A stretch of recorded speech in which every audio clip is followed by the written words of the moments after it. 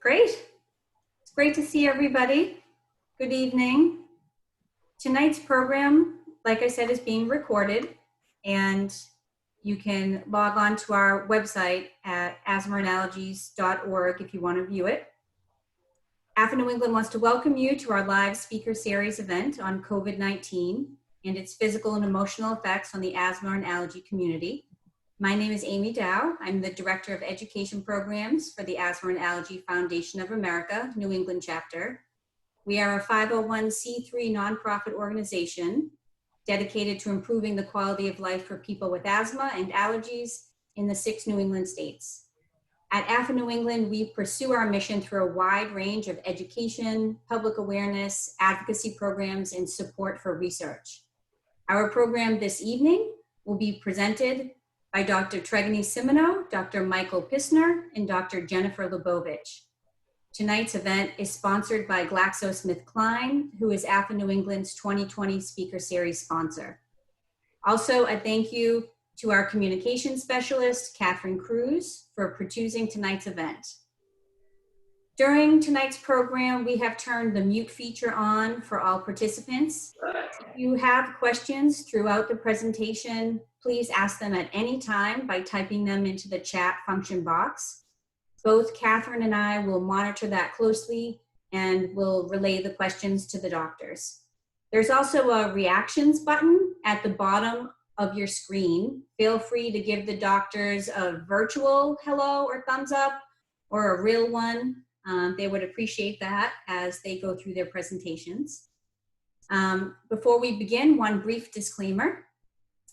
Any mention or reference to a company, institution, or organization or its available products or services should not be construed as an endorsement or recommendation by AFA New England.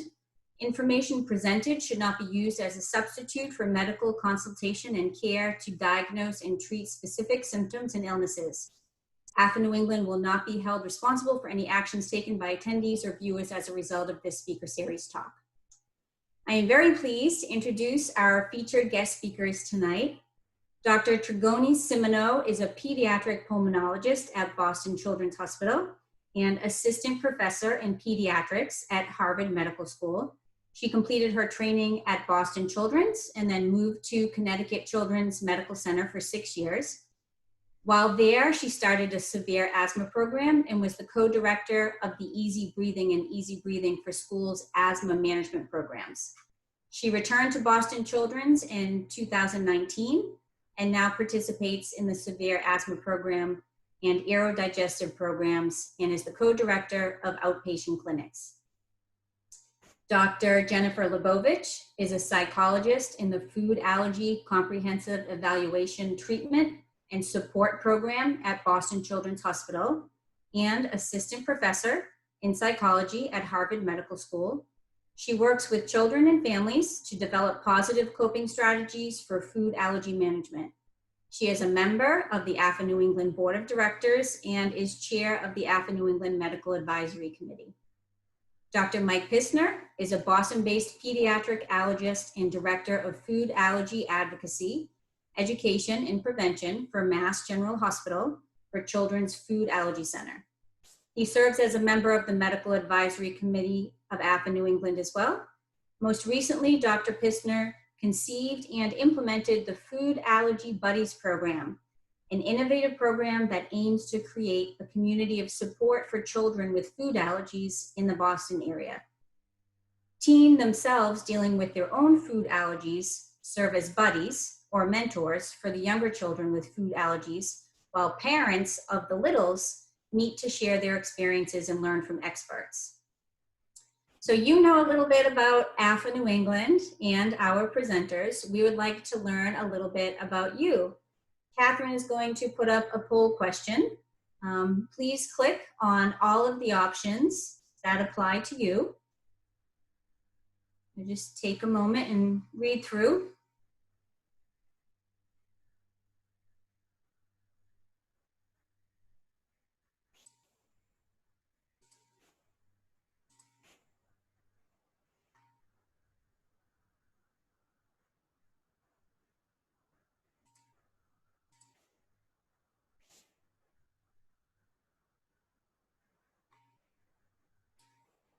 And Catherine, maybe you can let me know as the results are coming in. There we go. Great. So it looks like the largest percentage is people who care for someone with allergies, 47%, closely followed by people with asthma themselves and people who care for asthma. And then those that have allergies. And then we have a large group of healthcare professionals. And hello to all of those, and hello to the school nurses. Thank you. Thank you, Catherine. So I'm very pleased to turn the program over to Dr. Tregony Simoneau, Dr. Jennifer Lebovich, and Dr. Mike Pissner. Please welcome Dr. Simoneau, who will open the program this evening.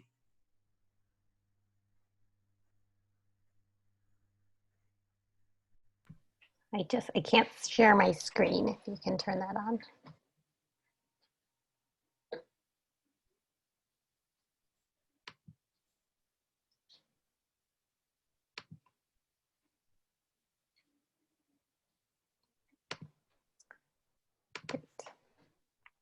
Great, well, thank you for having me. It's a pleasure to be here.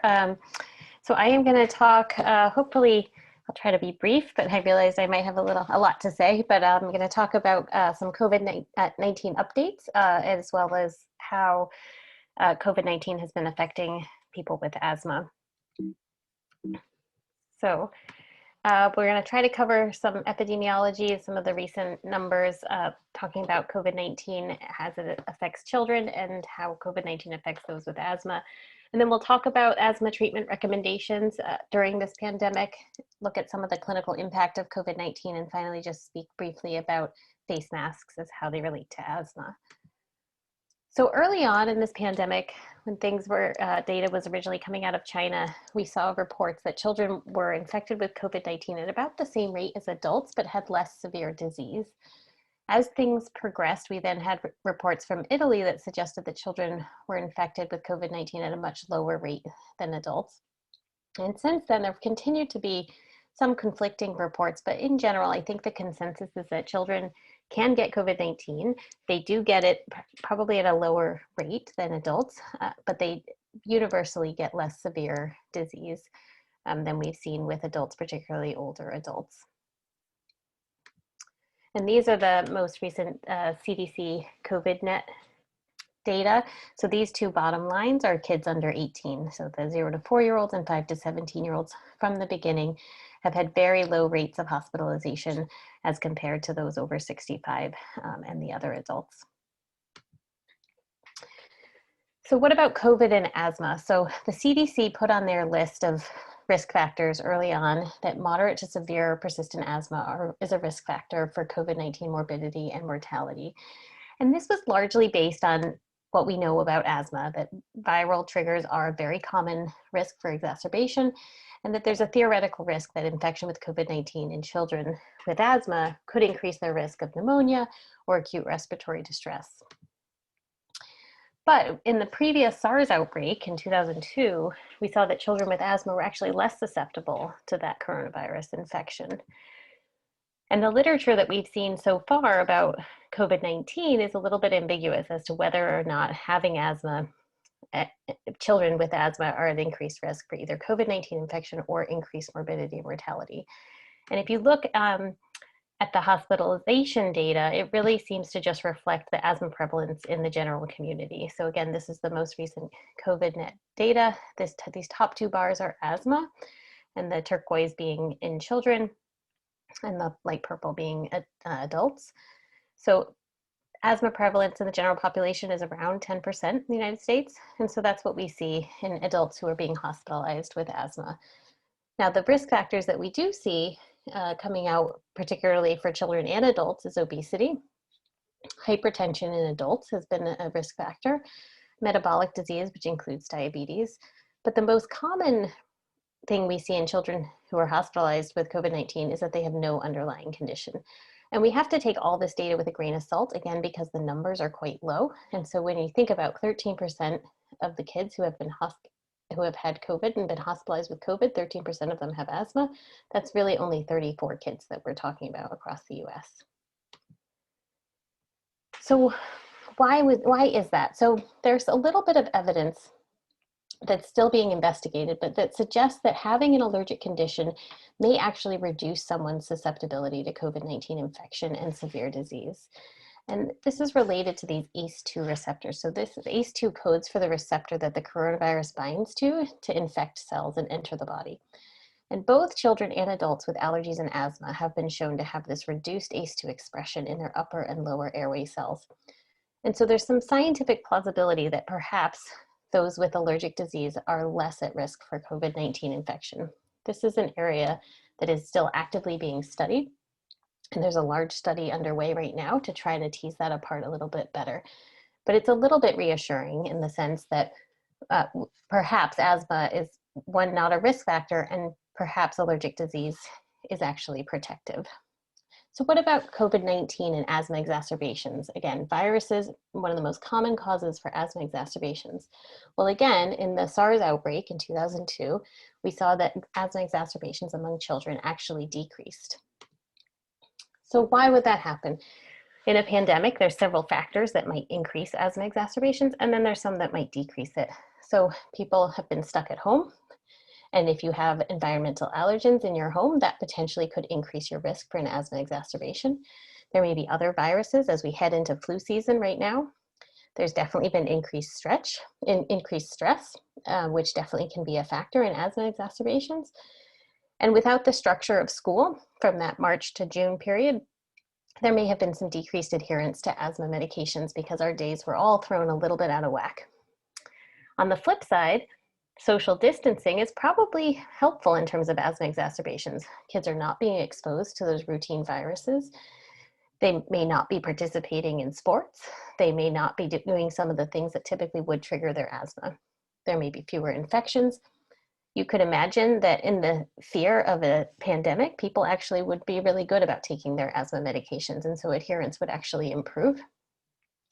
And with all the stay-at-home orders, people weren't driving on the highways, weren't commuting long distances, and we actually saw some improvement in air pollution. So all those things might actually decrease asthma exacerbations. And this is our data actually from Boston Children's, which is hopefully soon to be published, but we looked back from January to May comparing 2018, 2019, and 2020. And you could see that up until March 22nd, 2020 was behaving just like the previous 2 years in terms of asthma exacerbations. Some fluctuation, but pretty similar. 1 week after the stay-at-home order and schools closed, we had this dramatic reduction in asthma exacerbations that were seen in our Boston Children's ED. And that persisted up until May and has persisted through the summer as well. So how are we going to manage asthma during this pandemic? Early on, the CDC and several national asthma organizations said the most important thing is that we maintain good asthma control. So people need to continue on their current asthma medications, whether it's their inhaled steroids, their rescue medications. They need to have good control of their asthma in case of exposure to COVID-19. Huh?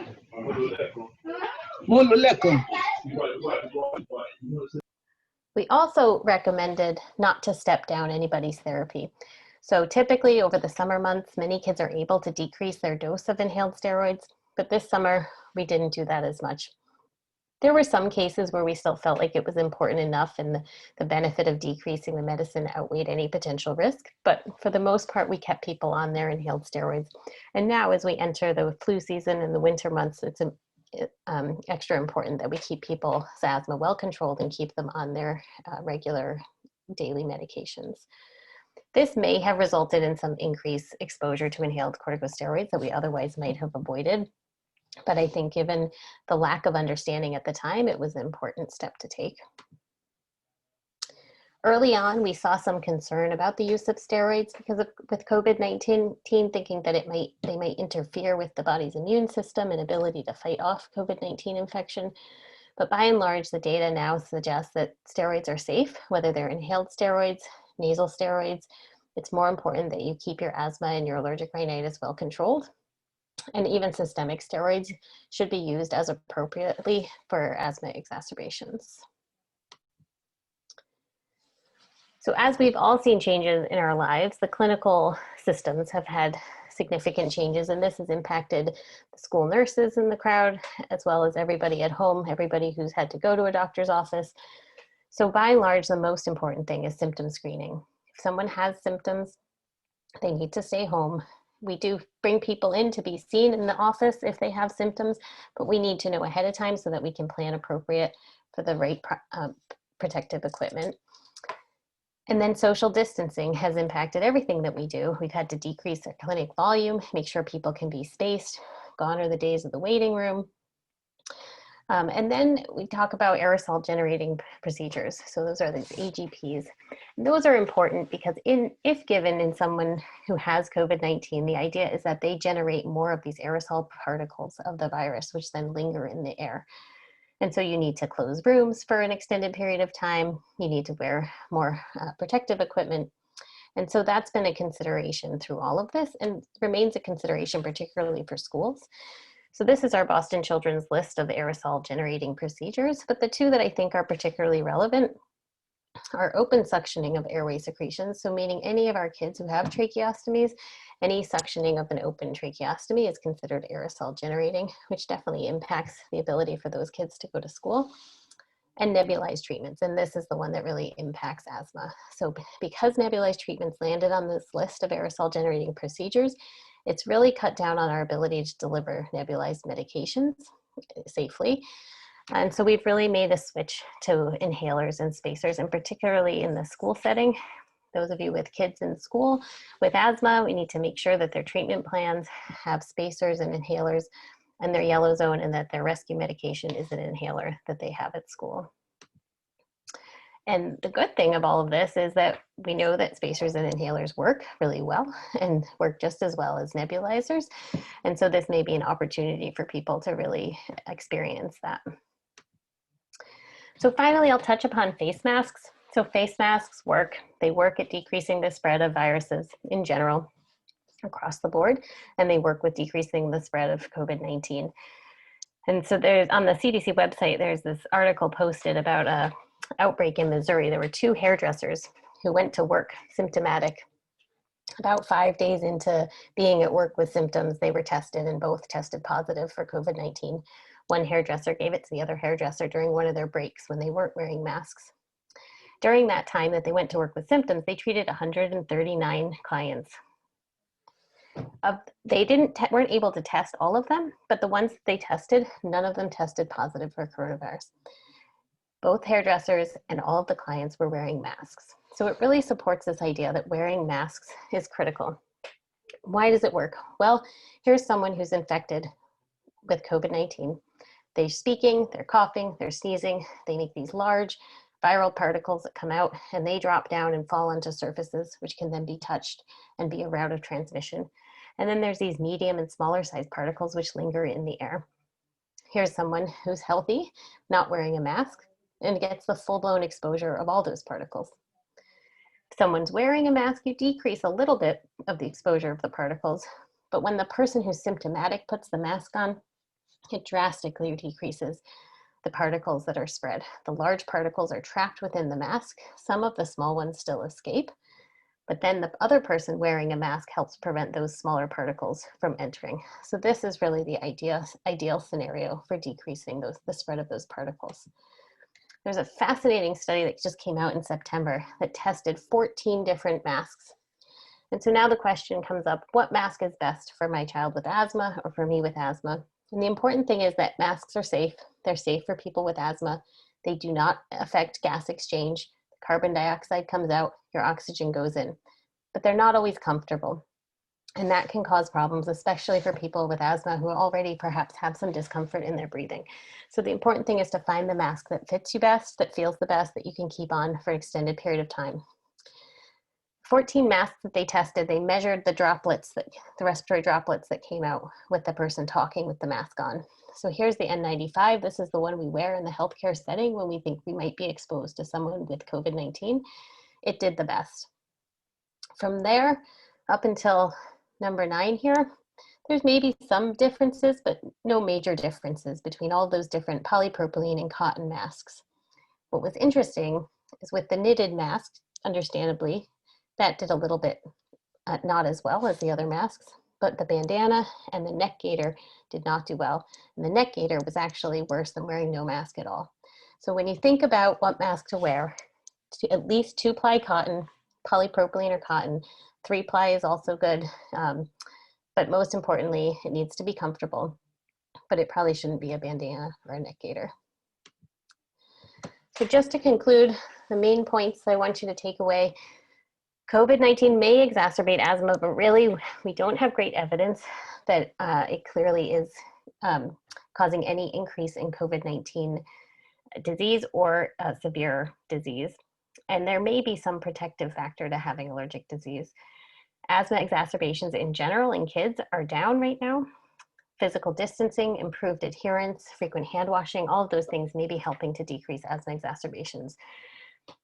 But it's important that everyone continue on their current medications, keep their asthma well controlled, and we have to avoid nebulized treatments outside of the home. In the home, it's probably fine, but in the school setting or in the medical setting, we're trying to use MDIs as much as possible. So the question comes up a lot in my practice, should my child with asthma go to school? So I think we're gonna ask a quick poll question while I talk about that. So I think that question really comes down to every individual family and has to be a careful discussion.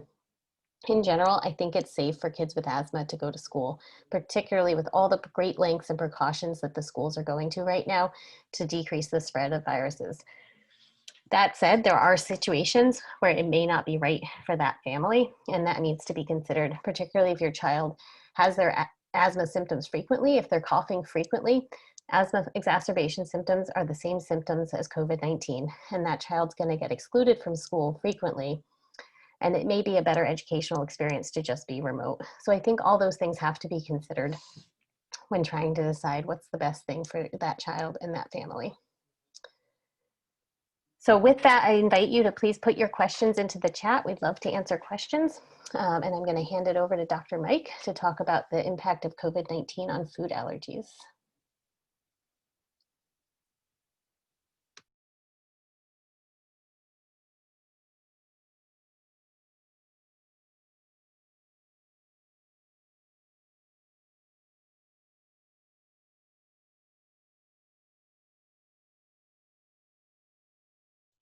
I'm still trying to figure out how to share my screen here. I think I'm good.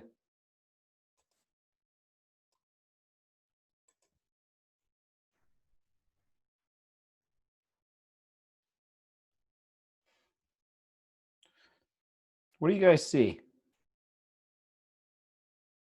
We see your screen. Do you see managing food allergies only this slide? Yep. Excellent. All right, very good. I was afraid you saw my screensaver jellyfish. Thanks for having me. And what I'm going to talk about is managing food allergies in the time of COVID. Just so I get a sense, I'm going to try to now see as many of you guys as I can. It looks like there's a lot of medical professionals. And can you do me a favor and use the raise hand thingy if you are a medical professional?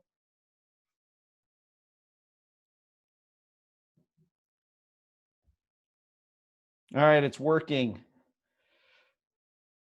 Jenny, you're busted. You haven't raised your hand yet. So it's only working for some. All right, cool. So it looks like we have about half of us here. And if there's anybody here who is the parent of a child with food allergies, can you guys raise your hand or put up your thumb or whatever the thing is?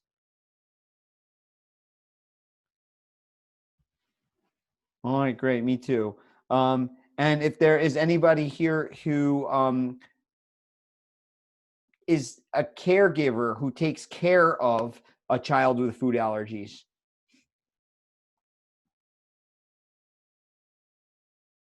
All right, and so I'm a pediatric food allergist, so I'm kind of skewed towards talking about kids. And so this is also very applicable to any of us grown-ups who have food allergies too. And so please don't be offended, but I'm going to keep talking about kids. It's just kind of like I'm stuck that way.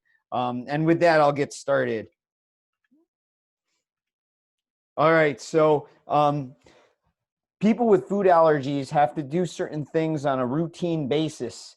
And those things to maintain their food allergies, let's call them the pillars of food allergy management. They are prevention and emergency preparedness.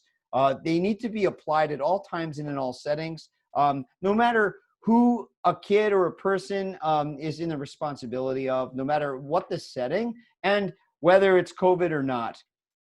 And so the pillar of prevention is act.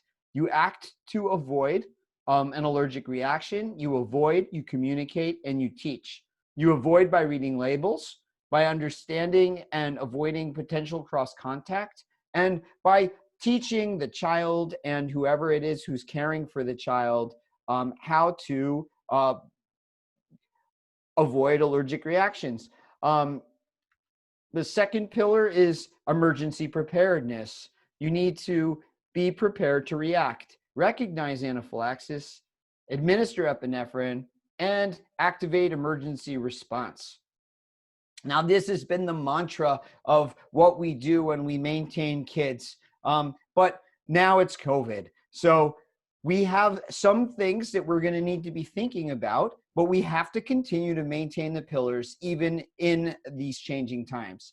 And so one of the things that has come up is that while there were some challenges in manufacturing, the FDA put out notification that there may be some substitutions. And at first, it seemed like a very challenging thing for folks with food allergies. Luckily, there are some stipulations behind that, and they cannot change any potential allergens and just swap them out. So if they ran out of something, they can't add another allergen in its place, but they could not include the thing that they ran out of. So if there was this spaghetti sauce and they had garlic, but they were unable to get it because they had a supply chain issue, then they wouldn't just swap out the garlic with something else. They could drop the garlic. So this is one example. As things started rolling out, some of the nonprofits got together and reached out to industry directly to see what the manufacturers were doing. And luckily, there weren't changes that seemed to compromise the food chain when it comes to allergy. So that was something reassuring. If you have any questions about potential substitution, you could call the company and ask. But for the most part, the companies that the nonprofits reached out to were not making major changes. And to save yourself the work, you could also reach out to AFA, National, or FAIR, and on their websites, you'll be able to find how their approach is to the companies that may or may not have had changes. Another thing that COVID has done is change the way we shop. Now, usually when I would go to the grocery store for my family, I'd be the one who was shopping. And so we, as parents of kids with food allergies, we know labels inside and out. We are label reading ninjas. That's all we do. We could do it 15 times a day. But when you order Instacart, things might be a little different. And we wound up getting tons of substitutions. So when we ordered Instacart, we got things that we didn't anticipate. And we did get some allergens in some of those deliveries that came to our home. So this is where things can get a little tricky, because for the most part, our children or our spouses may get very comfortable with the fact that food that's in the house is safe. And if we get it from Instacart, it gets brought in, and back in the beginning in the spring, you know, everybody's Lysoling everything down and hosing it down. And the big concern is it ready to be put in the pantry? That's where we need to all come up with our own systems to be careful about appropriate label reading before it goes in that pantry where a child or a spouse or someone will expect that it's allergen safe. So this is where honing up on our label reading skills and our communication skills and thinking about our policies within our own home are important. Another thing that has changed is we traditionally, prior to COVID, used to say, you use your auto injector, you call 911. Now that has been retracted and changed. And so remember that when you use epinephrine, it's not epinephrine that's unsafe, and it's not epinephrine that makes you need 911. It's a serious allergic reaction, may not be taken care of by epi alone. Therefore, we were recommending that people call an ambulance, because an ambulance can bring IV fluid if the epi isn't working. The ambulance brings more epi, more people, and oxygen. And so the longer you wait to give epi, the more likely you need what's in the ambulance. And so what the allergy community has been recognizing is that we wanted to take away this hoop to jump through and this thing that would decrease potential adherence. The thing is that using epi is safe. What we wanted was, we wanted people to be assured that they would be able to get to a medical facility in time if the epi didn't work. But in the time of COVID, many people were expressing that they weren't going to use their epinephrine because they didn't want to go to the hospital, because they didn't want to potentially pick up COVID. And so there was concern that people wouldn't be appropriately treating their kids. And so recommendations then were changed to loosen the requirement to have to call an ambulance. And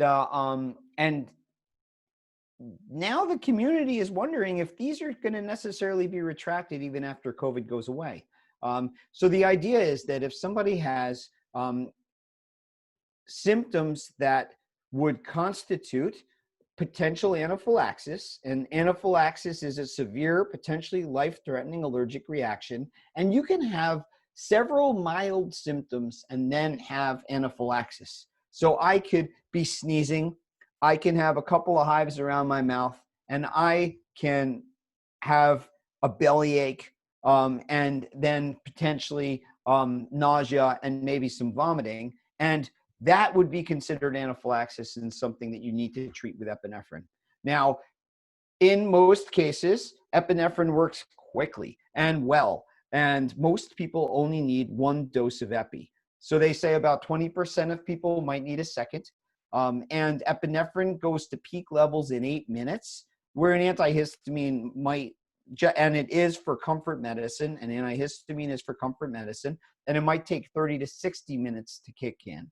But epi kicks in and gives you peak levels at 8 minutes, and for the most part, it'll take care of most of the symptoms. And especially if somebody has a bunch of mild symptoms that then classifies them as anaphylaxis, it will, in almost all cases, entirely take care of it. So the recommendations that we're giving now is that if somebody has symptoms that quickly go away with epinephrine, then after they have given themselves their epinephrine, then they would use their action plans and call the healthcare provider on call. So that person would be able to talk them through it in case they then needed to call 911. And then if it didn't work, or if it progressed, then using the second dose and then calling 911 is the new recommendation. And we could talk about this a little bit more in the questions section if this comes up. Going out to eat has also changed. It used to be that we'd be able to be in there and we would be able to communicate directly with a chef, potentially the manager. And nowadays we've kind of lost that communication. In some places, they're just taking orders by our phones, and or some by call. And in many cases, we're getting them into go boxes. So our ability to communicate and to observe has been significantly decreased. So this is where it's really important to talk to people who know what they're talking about and to find out what their policies are. Now, school was already a little bit challenging. Here in Massachusetts, we are really lucky because we've had guidelines around for over a decade that they actually based the rest of the country's guidelines on, including the CDC guidelines. And we are blessed to have school nurses in most of our schools.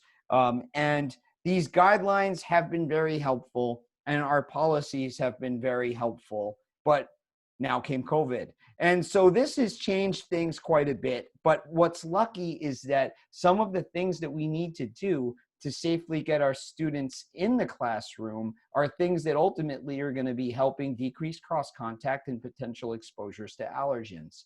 Now, to help, this is a whole talk in itself, but recently published suggestions have come out of the one of the allergy societies, and it's called, or it was published in Jackie in Practice. So if you do a PubMed search on Jackie in Practice, COVID in schools, you'll be able to find this. And they have some modified recommendations for school policies. And this is pretty helpful to look at. What's happening now is lots of schools are not having kids eat in the classrooms, or excuse me, they're not having kids eat in the cafeteria. So now they're eating in the classrooms, but in the classrooms, they're socially distanced. And there's tons of cleaning that's happening. And most of the kids are staying at the desks where they're at. So this is actually pretty manageable from a cleaning perspective, and also from grown-ups being able to observe what's going on. And so those recommendations, those new recommendations are worth the read if you're a school nurse or if you're involved in school health. And they have 8 major points. One going at cleaning hands and surfaces, one saying that food bans aren't necessarily necessary, because in some cases, some of the kids who are in there won't be able to have adequate food for themselves if they wind up eliminating all allergens, because now we have all kids, including milk and wheat and egg allergies in there also. We're obviously going to have to adapt all the 504 plans, which were pre-COVID and not quite so, and now it's not quite so applicable. Stock epi in all schools is recommended, as it always has been. Staff training, no bullying. These aren't any different than it used to be. And then needing to think about unique ways to think about each of the kids in the class. And then communication is key. There happens to also be some support for school nurses. National Association of School Nurses teamed up with the Allergy Society to create some information, and that is on the NASN website, and it's also on the Quad AI website. And check that out. This is a summary of what they published in the Quad AI. Another thing is this, is that, you know, I looked very quickly at which kids are going to school, which kids are staying home, and which ones are hybrid model. One of the things that we all have to be thinking about is that in the students who are hybrid and at home and or totally remote, a lot of these kids might wind up being alone when they weren't before. So the kids with food allergies are going to need to self-manage. And so they're going to need to be able to know which foods they can eat. And again, the Instacart thing, be careful. And then they're also going to need to know how to recognize anaphylaxis in themselves and self-administer. So we are going to start seeing maybe some kids being home alone more who might have been a little younger than they would have been pre-COVID. So this is something also that parents and schools should keep in mind. And so also an accommodation to COVID or COVID pets, and this is my COVID pet. This is Lulu, our hedgehog, and that's new. Thanks. And then I am pleased to present Dr. Jennifer Lebovich, and take it away.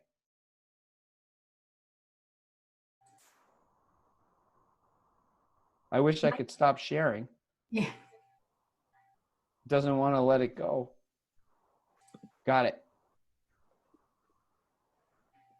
Okay, I am just going to work on sharing my screen.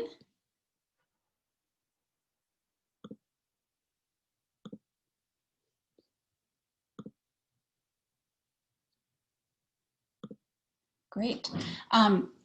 So I'm going to be speaking on the emotional effects of COVID-19 and supporting coping and resilience.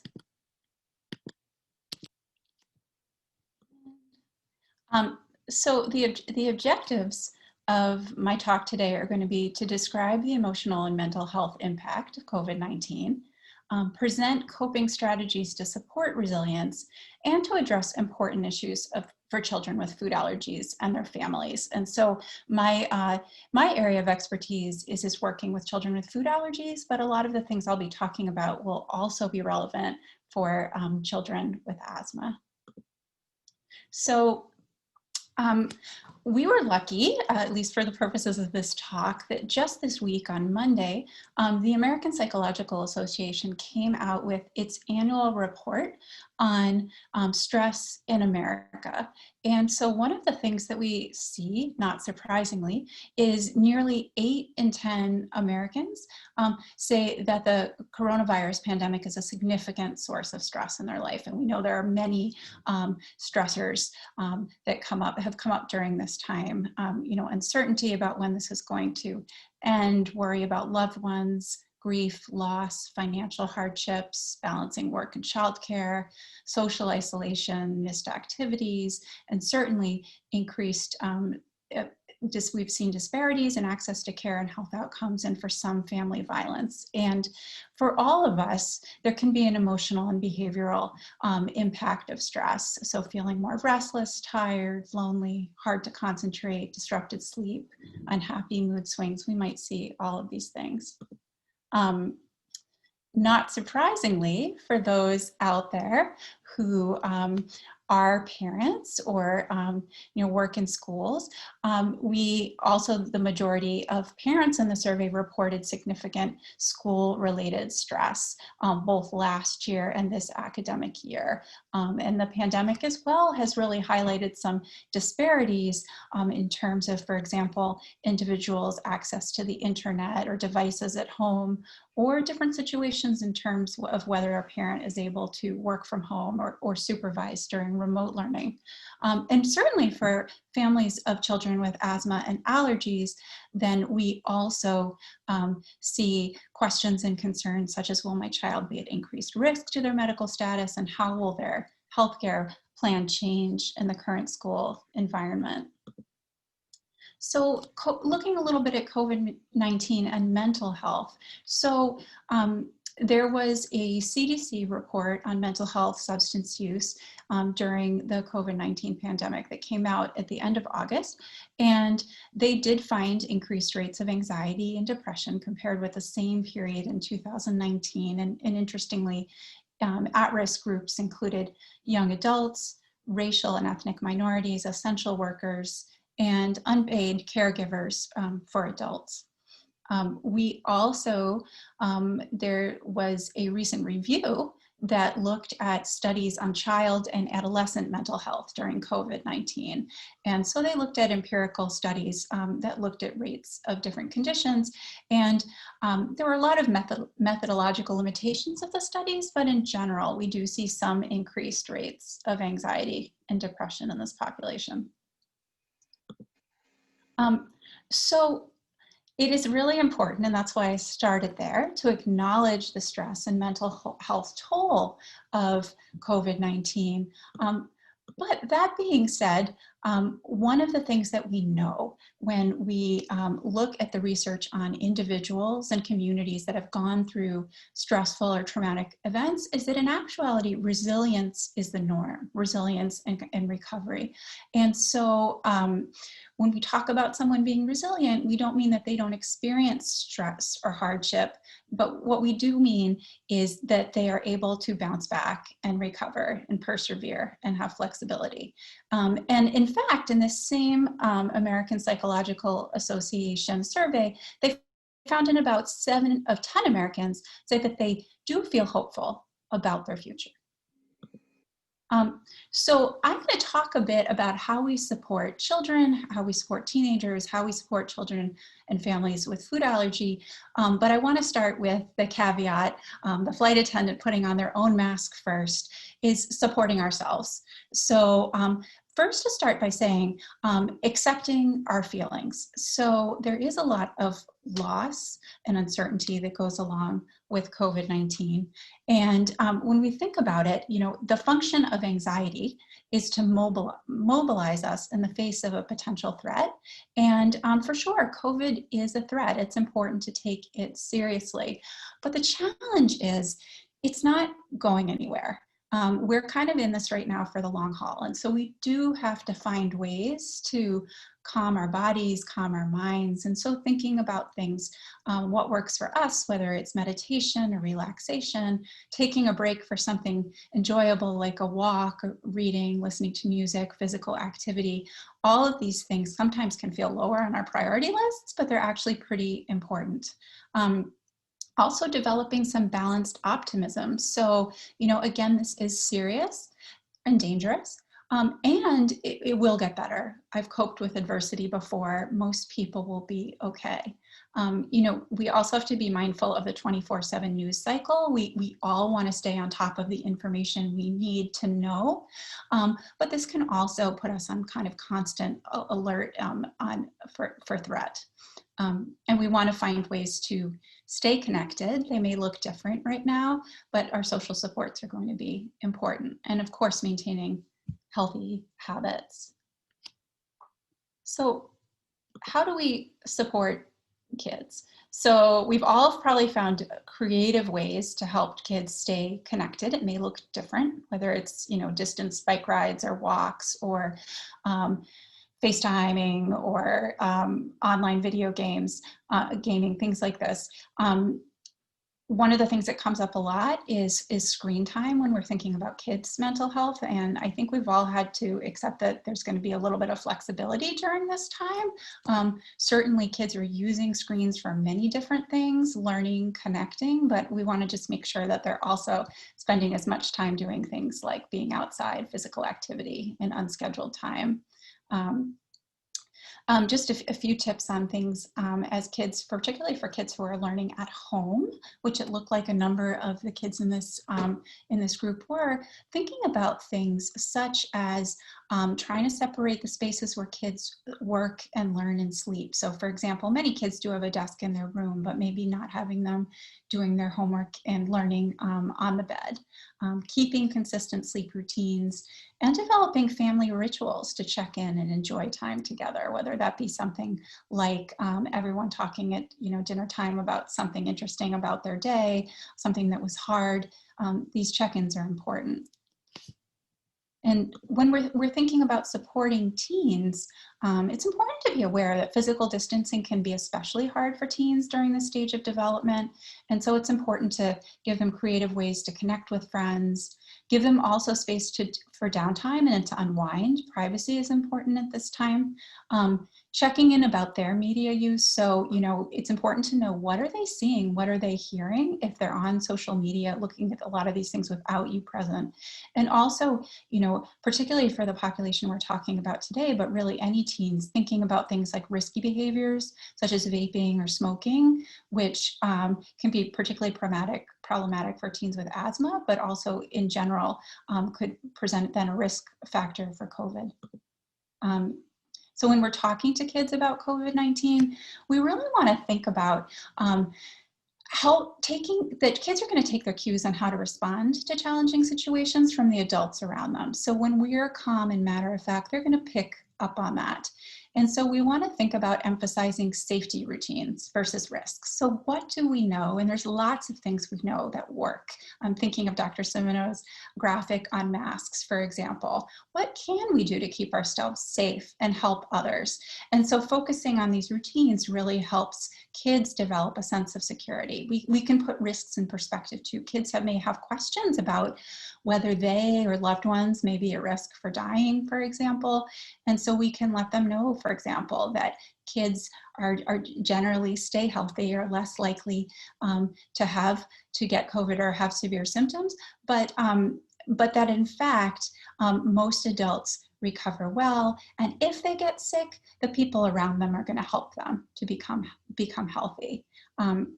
Let kids' questions guide you too. So if a child asks what would happen if I developed COVID, they might be asking, would I get very sick? But they might be asking, would I have to stay home from school for a couple days? So ask them, what they're thinking. And also give them room to share their feelings, to listen without judgment or rushing in to reassure them that everything will be fine, but to let them know that you get it and you understand. And this really lets us as parents or providers to acknowledge that the stress they're under is real and then express confidence in their ability to rebound. So thinking about COVID-19 and food allergies, I really want to, piggyback on what Mike was saying and the important points there, that it's going to be important to partner with your child's allergist or pediatrician in school to discuss any changes to their health plan or 504 plan this particular school season. But again, focusing on routines. So the same basic management principles apply as have always applied. So things about communicating about allergies, reading labels, not sharing foods, having an emergency plan, those haven't changed. And so when we are able to plan with our school what that plan looks like this year, then we can talk to kids about what will look the same, what will look different, but reassure them that just like any year, there are steps they take to stay safe. And in actuality, as I think Mike spoke about as well, a lot of the things that are happening now with COVID in terms of an emphasis on things like not sharing food, hand washing, cleaning surfaces, I've been talking to a lot of the kids I work with about the fact that they are in fact pros at this. They've been doing this all along and they've already been thoughtful about it. So, what are signs that somebody might be having a hard time adjusting? So certainly these look different depending on the age of the child. For young kids, they might be more clingy, have some regression, behavioral regression. Elementary school kids, we might see more tantrums, irritability, maybe some more nightmares, concentration problems. And in teens, we may see things like more conflicts with family and friends, concentration issues, certainly some sense of hopelessness. It's important to understand that most kids, even if they have some anxiety, irritability, behavioral changes, with parent family support are going to get through these things. But if you're noticing patterns that are going on, for example, for a couple weeks, it really would make sense to reach out to the pediatrician or other providers to get some support. And I just really briefly want to share some resources that I find useful in sharing with families, and you may find useful as well. Certainly the American Academy of Pediatrics has some great resources on coping during COVID. The Child Mind Institute has great resources as well in supporting kids through mental health concerns, behavioral concerns, just great parenting resources. And the Center on Media and Child Health through Boston Children's is an awesome resource if you are looking for ways to balance connectedness, remote learning, with concerns about screen time. So kind of plowed through that, but I want to leave time for questions, and I'm happy to answer questions.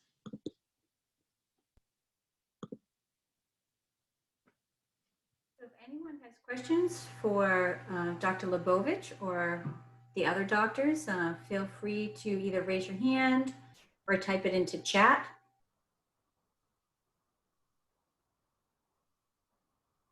Dr. Simoneau has been answering several questions in the chat. Thank you very much.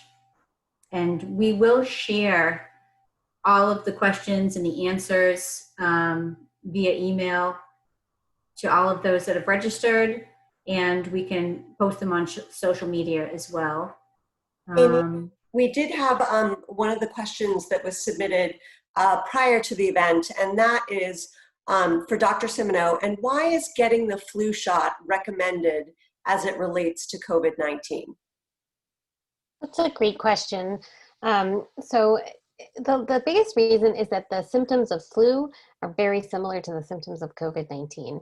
And we have something that we can do to prevent the flu and prevent severe illness and disease with the flu, and that's getting the flu shot. And also from a resource management perspective, if we're going to see another rise in COVID-19, we do want to reserve our ICU beds and our hospital spaces so that we have them readily available. And again, the flu is a virus that can cause severe disease. It can cause severe pneumonia. It can cause hospitalization.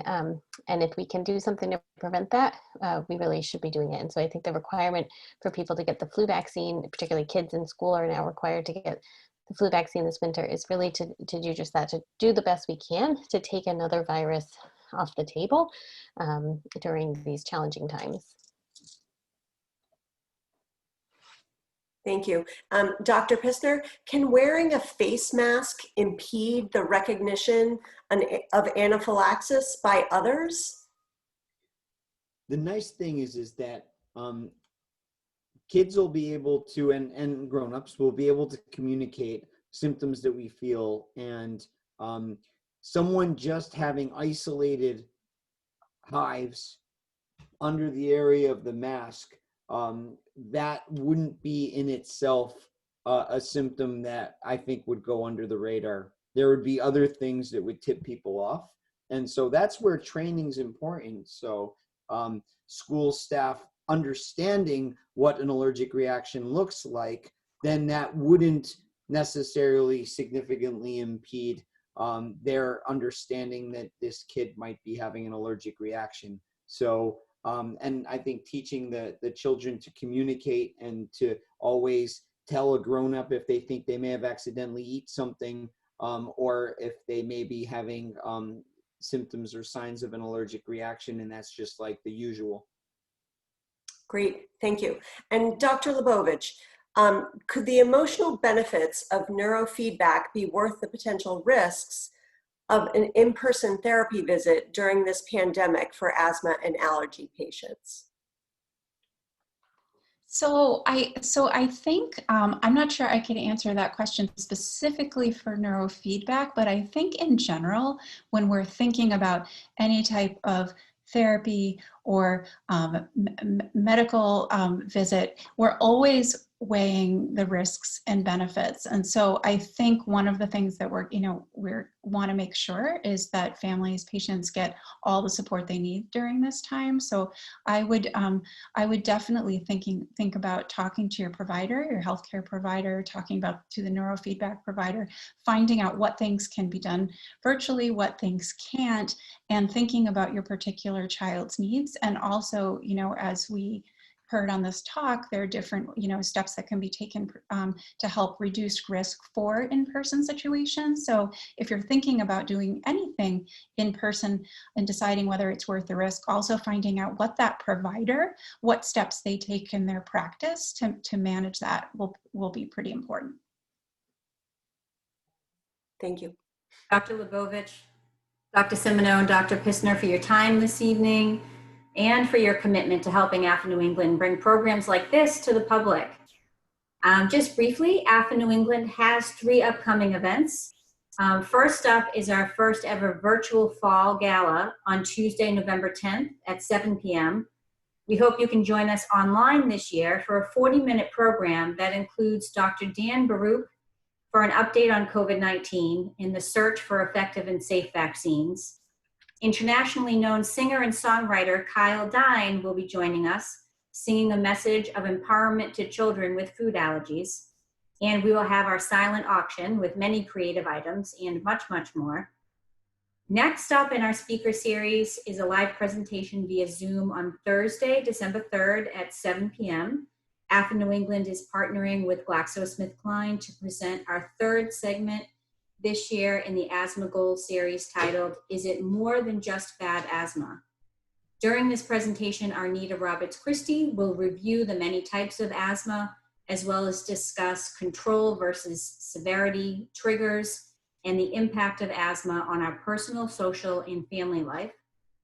And lastly, on Tuesday, January 19th at 7 p.m., in honor of Martin Luther King Jr. Day, we will be presenting a panel of 4 expert physicians to expand on the topic of disparities in the healthcare delivery system.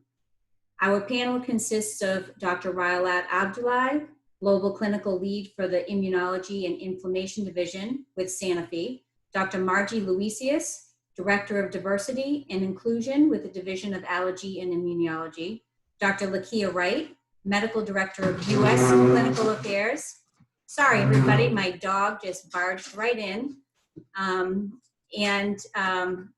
Sorry, Dr. Lakia Wright is a Medical Director of U.S. Clinical Affairs at Thermo Fisher Scientific Immunodiagnostics. and Dr. Jorge Rodriguez, board certified internist and clinician investigator with Mass General Brigham. So thank you again for everybody. Sorry for that little interruption. Everybody's doing this at home. And I want to thank again GlaxoSmithKline for the sponsorship of our speaker series event. I encourage everyone to go onto our website, asthmaandallergies.org. There you will find all the information you need to sign up for these events, to join our mailing list, become a member, to make a donation to AFA New England. Your support makes possible our pursuit of life without limits for people and their families affected by asthma and allergy conditions. Thank you again so much to the doctors and to Catherine. Thank you all for attending. I hope you have a wonderful evening. Good night.